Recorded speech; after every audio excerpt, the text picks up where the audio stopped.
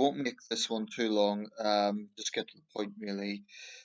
Some of my loose observations, and that is on the news of Sajid Javid's resignation as Chancellor. This is today's cover of the newspaper. I'll just no copyright infringement intended, as always. And I show DVD covers, newspaper covers. So Javid hasn't even had time to deliver a budget. He's only been in office as Chancellor for just over 6 months. He's been replaced by Rishi Sunak, who is 39, and he's the second youngest Chancellor of modern times, well, for a long time, um, apart from George Osborne, who was a little bit younger. I believe Osborne was 38 when he got in. Rishi Sunak is 39. He's of Hindu background, becomes the second Asian Chancellor after Sajid Javid. The circumstances of this raise a lot of questions about the power of Dominic Cummings. I've never trusted Cummings, and not just because of my stance on the Brexit issue, but I just think that he comes across as a pretty slippery character. He's unelected for a start. He's not an MP. Um, I don't blame Javid for quitting. I mean, the ultimatum that was put to him was ridiculous. That basically Cummings would appoint his advisors at the price of Javid's own advisors. Now, clashes between chancellors and prime ministers is nothing new, but it is quite poignant that Javid's taken this step after such a short time into an administration. But I don't blame him for doing so because he said no self-respecting minister would tolerate that situation, and he returns now to being a backbench MP. He's been one of the most prominent figures in government in recent years. Home Secretary, of course, before Chancellor. Rishi Sunak, meanwhile, has had the higher or the fastest ascendancy of any minister really in modern times. I mean, he was only elected as an MP 5 years ago, became a junior minister. He's now got arguably the second most powerful job in government. It's long been a sort of understanding that the Chancellorship is the number two slot. It's one of the four great offices of state, of course, alongside Prime Minister, Home Secretary, Foreign Secretary. There were older offices that did have that sort of title as well, but these days it's those big four: Prime Minister, Chancellor of the Exchequer, Home Secretary, Foreign Secretary. So Rishi Sunak now has to come up with a budget within a month. I'm sure he's capable. Will he be in touch with some of the social divisions that are in this country? I mean, will he have empathy for some of those struggling most in society? I'm not so convinced.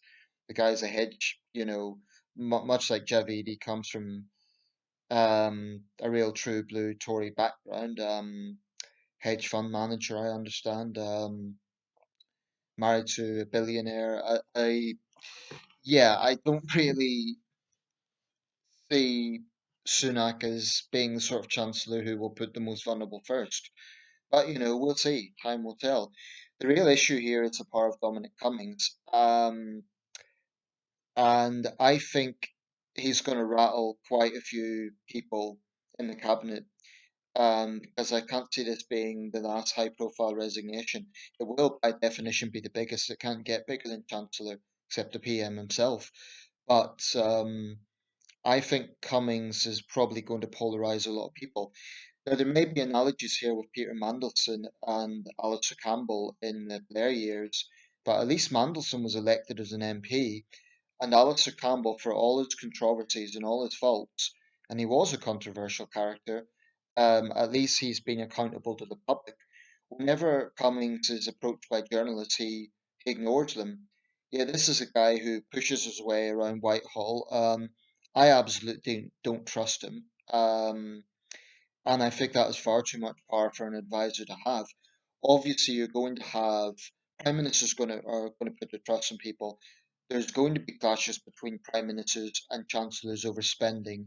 For example, although on the surface Javid and Johnson seem to have a good working relationship, there were issues over infrastructure spending. But for an advisor to push around other ministers in that way, it would be intolerable. Apparently, the last time this happened for a chancellor to resign was Nigel Lawson in 1989 in the Thatcher administration. I can't recall now what that was over. It would have been just before the poll tax, but it's also the shortest chancellorship apparently since the war. I was trying to think back who that would have been. Need to do my homework on that, find out which chancellor that was. There were, of course, famous clashes between Blair and Brown, and there were also clashes between other chancellors and prime ministers. But for me, the real issue here is the power of Dominic Cummings. I can understand the prime minister putting trust into an advisor, but this guy's unelected, and he seems to slink his way around Westminster in the shadows. I just think he's a very Machiavellian figure, and I think that can have a detrimental effect on democracy when the government is being so influenced by someone who is unelected in this way.